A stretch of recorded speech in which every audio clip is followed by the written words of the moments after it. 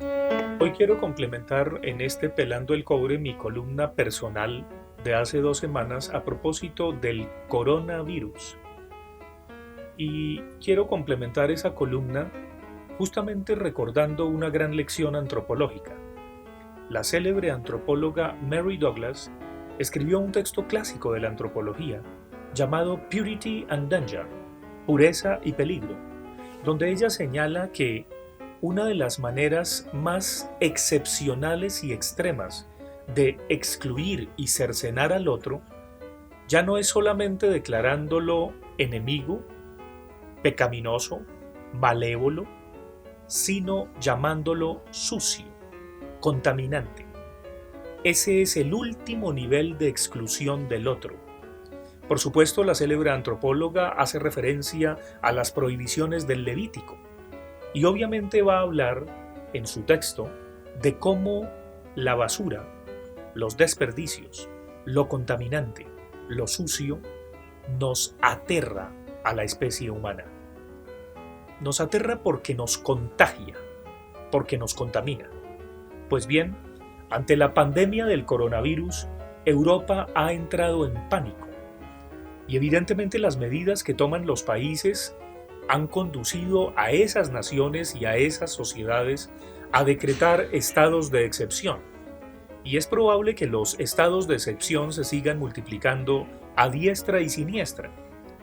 Sin duda alguna hay que tomar en serio el coronavirus porque es un virus aleatorio y además un virus impersonal. Ricos, pobres, blancos, negros, de derecha, de izquierda, etcétera, etcétera, etcétera. Y entre esa aleatoriedad y esa impersonalidad del coronavirus, obviamente lo más cómodo es inventarnos teorías complotistas, porque a los humanos no nos gusta darle la cara a la naturaleza y a la contingencia. Pero lo que sí es cierto del coronavirus es la naturaleza y la contingencia. El azar y la naturaleza nos recuerdan algo que es tan viejo como la humanidad, pero a través de nuestro desarrollo científico y tecnológico y de nuestra arrogancia economicista capitalista hemos negado durante unos buenos siglos. Somos profundamente vulnerables. Y ante nuestra vulnerabilidad, ante el miedo que produce la muerte, el dolor, la enfermedad, no poder detener aquello que nos puede conducir a desaparecer, obviamente que mejor que echarle la culpa a un fármaco. La palabra viene del griego y traduce algo así como chivo expiatorio. Sí, necesitamos de fármacos, necesitamos de chivos expiatorios cuando somos suficientemente cobardes de no asumir la naturaleza y la contingencia. Y en el caso del coronavirus, su aleatoriedad y su impersonalidad. Seguramente los estados de excepción van a llegar a ese extremo occidente que es América Latina.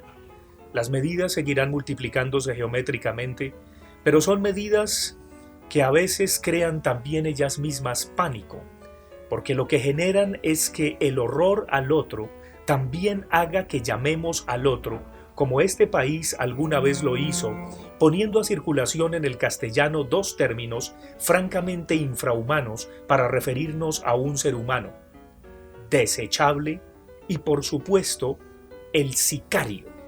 Sicario y desechable fueron dos palabras que aportó Colombia al castellano. Qué horror para referirnos así a un ser humano. Pero el coronavirus está despertando esa pureza y peligro con respecto al otro. El hombre del siglo XXI ahora es un hombre de mascarilla. Y en esa mascarilla nos caben dos alternativas suficientemente significativas. O conjuramos el pánico de invertir al otro como enemigo, o nos cuidamos mutuamente. El inventar al otro como enemigo va a ser muy fácil. Lo ha sido siempre. Tiene que ver con el complot, tiene que ver con el decir va de retro, no se acerque, a tantos metros de distancia, un poco como en 100 años de soledad, cuando en el mayor nivel de su arrogancia, el coronel Aureliano Buendía decretó que nadie podía acercársele a 1 metro de su sombra, algo así como lo que ocurre en la Italia actual. Y su mamá, Se le acercó la viejita y le dijo, ¿entonces me va a matar a mí? Pues bien, no perdamos el acercamiento, pero eso no implica que no nos cuidemos.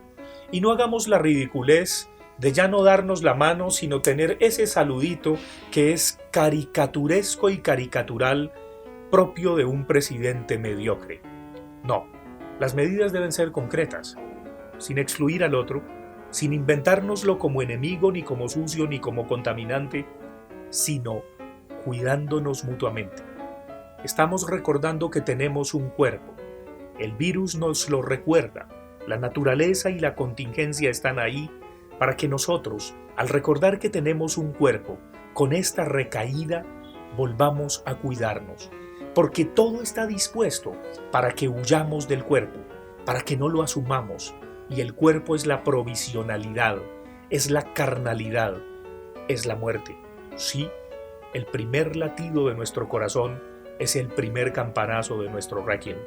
Pero tenemos el deber y el derecho de cuidar esta vida sagrada y este cuerpo maravilloso, erótico, gozoso, que es tenerlo. Pues bien, tomemos las medidas que haya que tomar serenamente. Repito, sin inventarnos al otro como enemigo y sin llamarlo desgraciadamente contaminante. No, ese no es el derecho. Y lo demás vendrá por añadidura, por supuesto, para que aprendamos como especie que no hemos superado nuestra profunda condición de seres vulnerables. Pelando el cobre, desde las 2 orillas.